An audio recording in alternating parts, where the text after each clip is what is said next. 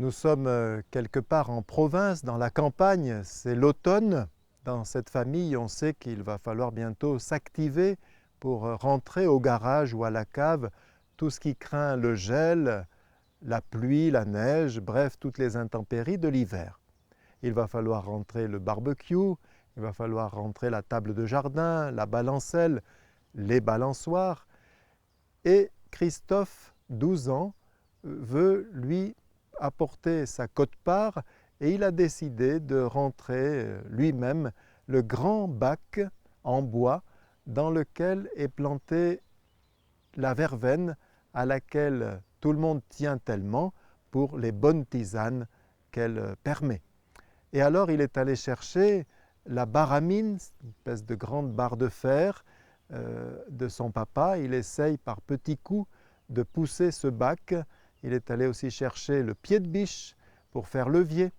Il a essayé de disposer dessous, sous le bac, une vieille couverture de façon à pouvoir la faire glisser sur le pavement de l'Oze, mais rien n'y fait. Au bout d'une demi-heure, ses efforts sont vains et arrive son papa qui a compris la générosité de son petit Christophe et en même temps ses difficultés. Il lui dit simplement « Christophe, tu n'as pas tout essayé ».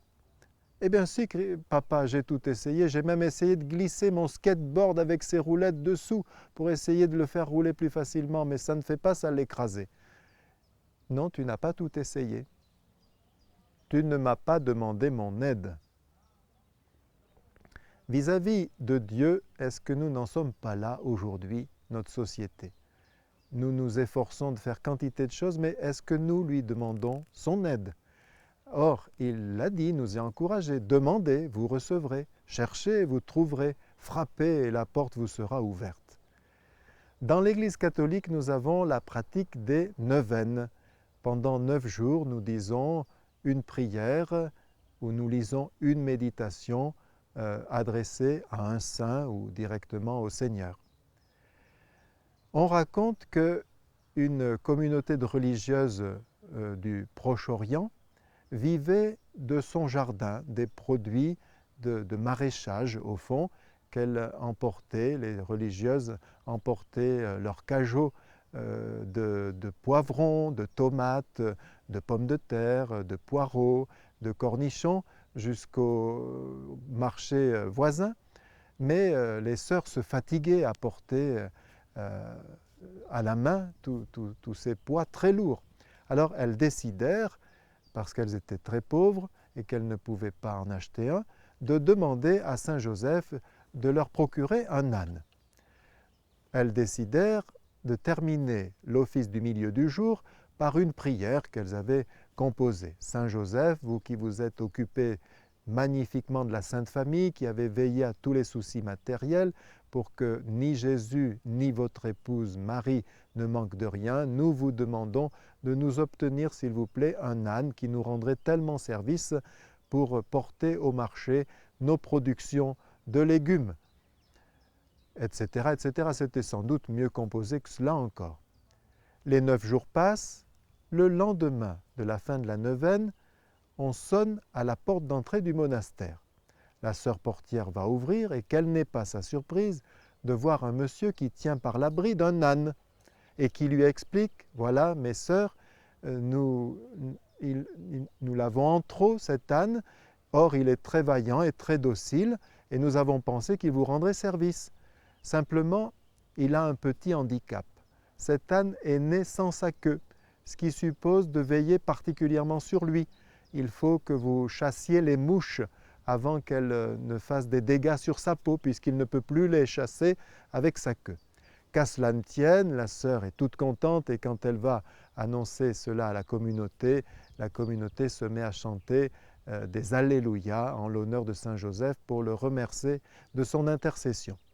Les jours passent et la sœur du couvent, qui est un petit peu artiste, réalise qu'elle avait fait un dessin d'un âne pour que Saint Joseph comprenne bien et elle l'avait déposé sous la statue de Saint Joseph.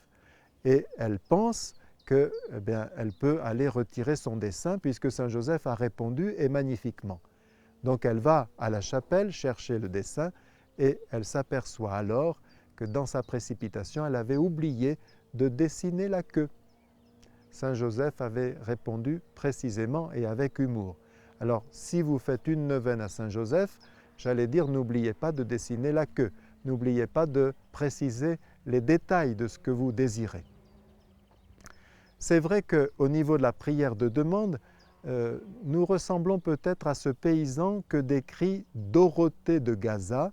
Dorothée, c'est un père de l'Église, à une époque où Dorothée était un prénom masculin. Et on a gardé ses homélies, et dans une de celles-ci, il dit on annonça un jour à un paysan qu'il allait être reçu chez le roi et qu'il pourrait à ce moment-là présenter toutes ses pétitions, qu'il pourrait demander ce qu'il voudrait au roi.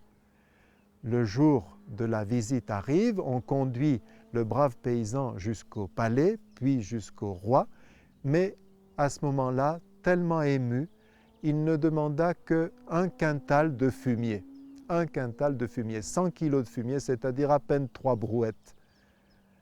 Eh bien, dit Dorothée de Gaza, nous sommes comme cela devant Dieu, nous lui demandons toujours trop peu. Un chrétien sera toujours un mendiant, non pas tant vis-à-vis des autres que vis-à-vis de Dieu.